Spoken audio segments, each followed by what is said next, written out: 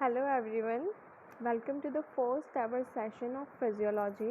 हम लोग कोशिश करेंगे कि आपको एनाटमी, फिजियोलॉजी, फार्मेसी आपके जो एग्जामिनेशंस हैं मई में उसके पहले कंप्लीट करवा सकें। हम लोग एक एक चीज़ को डीप में नहीं देखेंगे, लेकिन जो मोस्ट इम्पॉर्टेंट टॉपिक्स हैं उनको ज़रूर फुल्ली कवर अप करेंगे। अगर आप लोगों ने एनाटमी के वीडियो नहीं देखे हैं तो जाकर के चैनल पर देखिए। एनाटमी को हम लोगों ने स्टार्टिंग से स्टार्ट किया है और पूरा कंप्लीट करेंगे। अपर लिम्ब चल रहा है, उस सीरीज़ को बहुत ज़्यादा सपोर्ट कीजिए। आप लोगों के सपोर्ट की हमें बहुत ज़्यादा ज़रूरत है। चैनल को सब्सक्राइब करके ज़रूर रखें और बहुत अच्छे से पढ़ाई करें। और जो भी चीज़ नहीं समझ में आती है ना, कमेंट सेक्शन में आकर के पूछिए। You are free to ask for anything. आज के वीडियो में हम लोग डिस्कस करेंगे जनरल फिजियोलॉजी। सबसे पहले फिजियोलॉजी के पेपर 2 होते हैं, तो मैं यही कहूँगी कि पेपर 1 और पेपर 2 के जो डिवीजन है उसके पीछे नहीं बैठे रहना है। ब्रॉडली जो है वो आपको पढ़ना है, लेकिन पेपर 1 के लिए भी सारे सब्जेक्ट्स को हमें प्रिपेयर करके जाना है बिफ़ोर एग्ज़ाम, और पेपर 2 के लिए भी सारे पेपर्स को प्रिपेयर करके जाना है बिफ़ोर एग्ज़ाम। डिस्कस करते हैं जनरल फिजियोलॉजी से। जनरल फिजियोलॉजी से बहुत सारे छोटे छोटे क्वेश्चंस आते हैं, बड़े क्वेश्चंस नहीं आते, लेकिन छोटे छोटे से काफ़ी सारे क्वेश्चंस आते हैं। जैसे हो गया cell, transportation, osmosis, homeostasis, alkalosis, acidosis, ऐसे कई सारे क्वेश्चन आते हैं। तो ओवरऑल 5-6 नंबर का, या एक बड़ा क्वेश्चन आ जाता है 5 नंबर का और एक छोटा आ जाता है 2 नंबर का, तो 7-8 नंबर का हो गया। तो ऐसे करके कोई डिवीज़न तो है नहीं। जैसे हमारे पास ब्लू प्रिंट हुआ करती थी 12th में, वैसे अब हमारे पास फर्स्ट ईयर में कोई ब्लू प्रिंट है नहीं। MPMSC के आप लोगों के पास जो पहले पेपर्स हैं, करीबन 4 बैचेस निकल चुकी हैं, तो 4 बैचेस के मेन, 4 उसके सप्ली के, तो कम से कम 8 से 10 एग्ज़ाम्स हो चुकी हैं। तो उनके पेपर्स कलेक्ट करना, सॉल्व करना, हर एक 2 नंबर के क्वेश्चन को, हर एक 5 नंबर के क्वेश्चन को और हर एक 10 नंबर के क्वेश्चन को, जो सेम नहीं है, जो सेम है उसको लिखने की ज़रूरत नहीं है, जो सेम नहीं है उनको एक एक बार लिखने की कोशिश करना, तो आपकी लिखने की भी प्रैक्टिस होगी। सेल क्या है? स्ट्रक्चरल और फंक्शनल यूनिट है लाइफ की। जनरल कैरेक्टरिस्टिक्स क्या है? जितनी भी बॉडी में सेल है उसको न्यूट्रिशन चाहिए, ऑक्सीजन चाहिए, वो एनर्जी प्रोड्यूस करते हैं उसकी ग्रोथ के लिए, रिपेयर के लिए, कार्बन डाइऑक्साइड को अपने अंदर से निकालते हैं और एक मीडियम को मेंटेन करके रखते हैं। जैसे ही कोई भी बैक्टीरिया, वायरस, अलगाए हमारी बॉडी में एंटर करता है, वो तो इमीडिएट रिस्पॉन्स प्रोड्यूस करते हैं और रिप्रोडक्शन उनका एक मेन फंक्शन है। टिश्यू क्या है? Collection of cells is called as tissue. Collection of tissue forms an organ. Various organs forms an system. Structure of cell क्या है? हम लोग क्लास 6 से पढ़ते आ रहे हैं सेल क्या है, सेल का स्ट्रक्चर क्या है, प्लांट सेल कैसा होता है, एनिमल सेल कैसा होता है। तो भाई साहब 6th में जो पढ़ रहे थे वो प्लांट सेल, और जो फर्स्ट ईयर में पढ़ोगे वो प्लांट सेल, दोनों एकदम सेम है, कुछ डिफरेंस नहीं आता है। सेल का डायग्राम कई बार एग्ज़ाम में 2 नंबर के लिए आता है, तो आपको बनाना है, और जी हाँ, सारे ही नाम आपको लिखने ज़रूरी हैं। Golgi apparatus, nucleus, nucleolus, centriole, endoplasmic reticulum, microtubule, cytoplasm, microfilament, ribosome, mitochondria, rough endoplasmic reticulum, lysosome और सेक्रेटरी वेसाइकल। इसके नीचे स्ट्रक्चर ऑफ सेल, ये मेंशन करना बहुत ज़्यादा ज़रूरी है। Composition of cell membrane. Cell membrane में क्या क्या होता है? प्रोटीन होते हैं, लिपिड होते हैं, कार्बोहाइड्रेट्स होते हैं।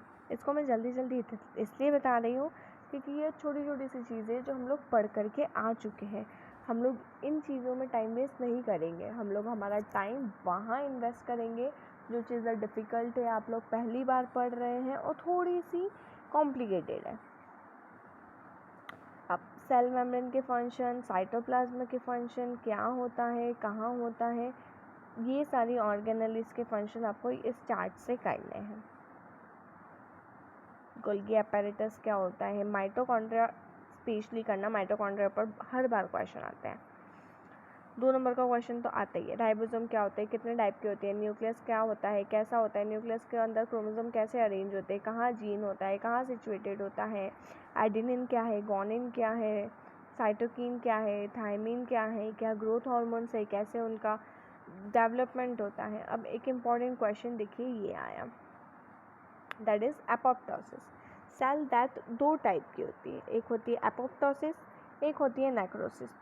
एपोप्टोसिस में कहते हैं प्रोग्राम्ड सेल डेथ, कि सेल पैदा हुआ, उसने अपना काम किया और वो मर गया, डिफाइंड एज द नेचुरल और the program death of the cell.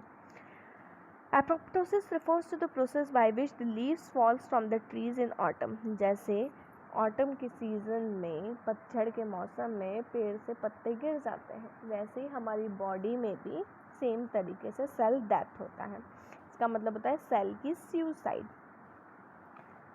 Programme cell death एक नॉर्मल फिनोमिनन है और इसेंशियल है, ताकि जो न्यू सेल्स है वो फॉर्म होते रहें और ओल्ड सेल अपना लाइफ साइकिल कंप्लीट करके जाते रहें। अब उसके अपोजिट में आता है नेक्रोसिस। नेक्रोसिस मतलब अनप्रोग्राम डेथ, किसी भी तरीके से सेल का मरना, that is called cell murder. देखो यहाँ दो चीज़ें आ गई, एक हो गया सुसाइड, एक हो गया मर्डर। तो मर्डर कौन करता है भाई? सामने वाला। सुसाइड खुद इंसान करेगा, उसकी भी नेचुरल डेथ दोनों में नहीं हो रही है। सुसाइड इंसान ने खुद नहीं की और मर्डर सामने वाले ने किया, तो मर्डर में क्या आ गया? नेक्रोसिस आ गया। सुसाइड में क्या आ गया? एपोप्टोसिस आ गया। अब मर्डर हुआ कैसे हो गया? हम लोग कहीं से जा रहे थे, गिर गए, घिसड़ा गए, लेसरेशन हो गया टिश्यू का, वहाँ से सेल बहुत सारे इंजर्ड हो गए, तो वो क्या हुआ? नेक्रोसिस हुआ। ज़रूरी नहीं है कि वहाँ प्यूट्रिफिकेशन हो, सेल डेथ हुआ है तो उसको हम लोग नेक्रोसिस में कंसीडर करेंगे। मेनली जो नेक्रोसिस है उसको हम लोग कंसीडर करते हैं प्यूट्रिफिकेशन और सेल डेथ दोनों होना चाहिए, कि वहाँ सड़ना भी चाहिए, या वो गैंग्रीन होता है, सोच करके बताना, ठीक है? क्योंकि आप लोग पढ़ चुके हो एक बार, हम लोग ये एग्ज़ाम के लिए सेशन चला रहे हैं, शुरू के लिए नहीं। लेकिन शुरू वाले भी अगर आप हो तो आप पढ़ सकते हो, लेकिन अगर गैंग्रीन और नेक्रोसिस दो चीज़ें हैं तो उनको डिफ्रेंशिएशन कैसे करोगे? सेल डेथ अगर सिर्फ है तो क्या वो नेक्रोसिस है या वो गैंग्रीन है, और अगर सेल डेथ के साथ में प्यूट्रिफिकेशन है तो क्या वो नेक्रोसिस है या वो गैंग्रीन है? इस चीज़ को थोड़ा सा पढ़ना और समझना और फिर बताना कमेंट सेक्शन में। इसके बाद 5 चीज़ें आती है सेल एडाप्टेशन में: atrophy, hypertrophy, hyperplasia, डिस्प्लेशिया, metaplasia. Atrophy, डिस्प्लेशिया और मेटाप्लेशिया तो लोग समझ जाते हैं, लेकिन हाइपरट्रॉफी और हाइपरप्लेशिया में बहुत ज़्यादा कंफ्यूज हो जाते हैं। 2 से 5 नंबर का क्वेश्चन और ये आता ही आता है। Atrophy means decrease in the size of a cell. Cell का साइज़ छोटा हो जाना, सिकुड़ जाना, उसके अंदर का जितना भी इंट्रासेलुलर फ्लूइड था उसका कम हो जाना, ये सारी चीज़ें एट्रोपी के अंदर कंसीडर होगी। कॉजेज़ क्या क्या होते हैं एट्रोपी के? पुअर नरिशमेंट, ब्लड सप्लाई का कम हो जाना, बहुत ज़्यादा वर्कलोड, बहुत ज़्यादा एक्सरसाइज कर लिया हो, बहुत ज़्यादा फास्टिंग कर लिया हो, कई सारे दिनों से खाना पीना नहीं खाया हो, हार्मोन्स की कमी हो गई हो, नॉर्मल जो बॉडी का मैकेनिज़्म है वो काम नहीं कर रहा हो, किसी एक पर्टिकुलर ऑर्गन, टिश्यू या सेल की इंजरी हो गई हो, या वहाँ की डिस्टर्बेंस हो गया हो कुछ, तो ये सारे कॉजेज़ आएंगे एट्रोपी में। अब एग्जाम्पल्स क्या क्या है फिजियोलॉजिकल एट्रोपी के? फिजियोलॉजिकल अलग हमें एग्जाम्पल बताना है और पैथोलॉजिकल अलग बताना है। तो फिजियोलॉजिकल में क्या क्या होंगे? Atrophy of thymus in childhood और टॉन्सिल्स इन एडोलेसेंस। जैसे ही हम लोग बड़े होते हैं तो हमारे थाइमस ग्लैंड जो होता है और जो टॉन्सिल्स होता है वो अपने आप छोटा हो जाता है। पैथोलॉजिकल एट्रोफी क्या है? स्केलेटल मसल की, कार्डियक मसल की, सेक्सुअल ऑर्गन की और ब्रेन की। हाइपरट्रॉफी, हाइपर मतलब बढ़ना, सेल का साइज़ बढ़ना, ठीक है? हाइपरट्रॉफी और हाइपरप्लेशिया में साइज़ और नंबर दोनों बढ़ेगा। तो अब फिजियोलॉजिकल हाइपरट्रॉफी कब होगी? वर्कलोड बढ़ गया, एक किडनी निकाल दिया तो एक किडनी का लोड दूसरी किडनी पर आ गया, तो वो उसका कंपनसेटरी वर्क भी करेगी, तो उस केस में उसका साइज़ का बढ़ जाना। हम लोग बहुत सारी कुछ ऐसी चीज़ें खा रहे हैं, बहुत ज़्यादा स्पाइसी खा रहे हैं, बहुत ज़्यादा हाई फैटी रिच फूड खा रहे हैं, तो हमारे लीवर का फंक्शन बढ़ गया, जिसकी वजह से फैटी लीवर हो जाता है, एनलार्जमेंट हो जाता है। पैथोलॉजिकल हाइपरट्रॉफी क्या होता है? Increase in size in response to the pathological changes. Ventricular hypertrophy हो जाती है, जैसा अभी मैंने किडनी वाला एग्जाम्पल बताया उसको कहते हैं compensatory hypertrophy. Hyperplasia means increase in the number of cell, तो increase in number of cell को कहते हैं हाइपरप्लेशिया। अब फिजियोलॉजिकल हाइपरप्लेशिया कैसा होगा, एडाप्टिव होगा during the proliferative change of every menstrual cycle. जैसे ही हमारे 7 डेज कंप्लीट होते हैं उसके बाद वापस से प्रोलिफरेशन होता है, जो यूट्राइन एंडोमेट्रियम है वो इंक्रीज़ होने लगती है, तो वो है हाइपरप्लेशिया का एग्जाम्पल। कंपनसेटरी में सेम होगा, एक ऑर्गन ने काम करना बंद कर दिया तो उसका काम दूसरा ऑर्गन करेगा, जिसकी वजह से उसको दिक्कत होगी और उसके सेल का साइज बढ़ने लगेगा। पैथोलॉजिकल में है जाइजेंटिज्म, ग्रोथ हार्मोन के ज़्यादा सिक्रेट होने की वजह से। डिस्प्लेशिया, जहाँ पर भी वर्ड डिस होता है उसका मतलब होता है disturbed, abnormal change in size, shape and organisation of cell. ये मेनली कैंसर के केसेस में होता है, ठीक है। Metaplasia is a condition that involves replacement of one type of cell with another, मतलब जहाँ पर एंडोथेलियम होना था वहाँ एपिथेलियम ग्रो हो रहा है, जहाँ स्क्वैमस सेल्स होने चाहिए थे वहाँ कॉलमनार सेल्स ग्रो हो रहे हैं। तो सब सेल्स एक तो अलग अलग ग्रो हो रहे हैं, उसके बाद उनका कोई अरेंजमेंट नहीं है कि सर्कुलर फॉर्म में हो रहे हैं, ट्राइंगुलर फॉर्म में हो रहे हैं, स्क्वायर फॉर्म में हो रहे हैं, सब बिगड़ चुका है, कुछ भी सेम लाइन में नहीं है। इस केसेस में मेनली साइकोटिक माइज़म रोल प्ले करता है। जितने भी लोगों को इस तरीके की डिसीज़ेज़ होती है वो साइकोटिक माइज़म में जाते हैं। जैसे जैसे आप होम्योपैथी को और ज़्यादा जानोगे, माइज़म्स के बारे में पढ़ोगे, तो समझने लगोगे कि कौन सी डिसीज़ कौन से माइज़म की वजह से होती है और उसको कौन सी मेडिसिन दे करके हम ट्रीट कर सकते हैं। एक और चीज़, हिंदू धर्म में भी बताया गया है जितने ग्रह होते हैं, हम लोग 9 ग्रहों को मानते हैं, तो 9 ग्रह हमारे हर एक ऑर्गन को सिंबलाइज करते हैं। हर ग्रह की अपनी अपनी एक डिसीज़ है, तो अगर आपकी कुंडली में वो ग्रह बहुत ज़्यादा भारी हो रहा है तो आपको उससे रिलेटेड वो डिसीज़ होगी। अब वो डिसीज़ होगी तो इसीलिए उस ग्रह की शांति के लिए, उस रोग की शांति के लिए पूजा करवाई जाती है। तो everything is science, whatever we are studying today is being given by us by our ancients only.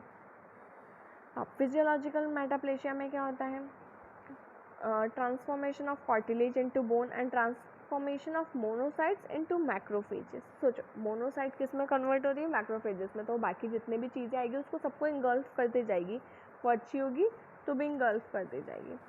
Cell degeneration क्या होता है, जिसमें डैमेज जितने भी होते हैं सेल के साइटोप्लाज्मिक लेवल पर। The cell degeneration is a process characterized by damage of the cell at cytoplasmic level without affecting the nucleus.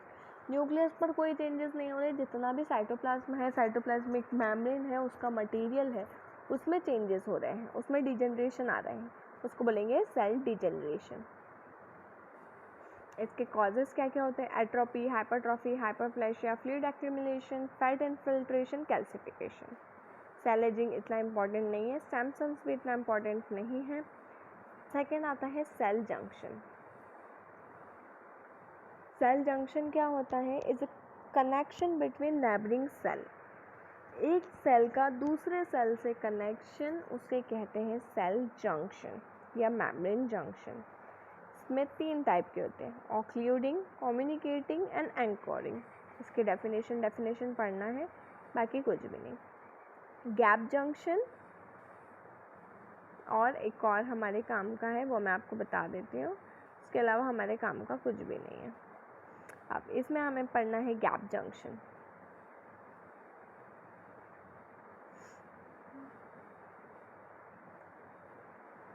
इसके बाद आता है साइनेप्स। साइनेप्स क्या होता है, इसका डेफिनेशन हमें आना चाहिए। मेन साइनेप्स हमारा काम करता है सीएनएस में, लेकिन यहाँ छोटा सा रोल है साइनेप्स का, बाकी इस चैप्टर में इतना कुछ इम्पोर्टेंट नहीं है। ट्रांसपोर्ट थ्रू सेल मेम्ब्रेन हम लोग पढ़ चुके हैं, active transport, passive transport, osmosis, वही सारी चीज़ें मैं रिपीट नहीं करूँगी, क्योंकि ना तो आपके पास इतना टाइम है कि आप इन छोटी छोटी चीज़ों के लिए टाइम वेस्ट करो। तो मैं उतना ही बताऊँगी जितना ज़रूरी है और जो एग्ज़ाम पॉइंट ऑफ व्यू से आप लोगों को आना चाहिए। अब होम्योस्टैसिस सुन लो क्या होता है और समझ लो। बॉडी के अंदर के एनवायरनमेंट को मेंटेन करना, दैट इज़ होम्योस्टैसिस। नॉर्मल थे, थोड़ा सा डेविएट हुआ, सेंसर्स तक बात गई, कंट्रोल सेंटर पर बात गई, वहाँ से नर्व गई इफेक्टर पर कि भैया ये गड़बड़ी हो रही है हमारी बॉडी में, इसको करेक्ट करो, उसने नॉर्मल कर दिया।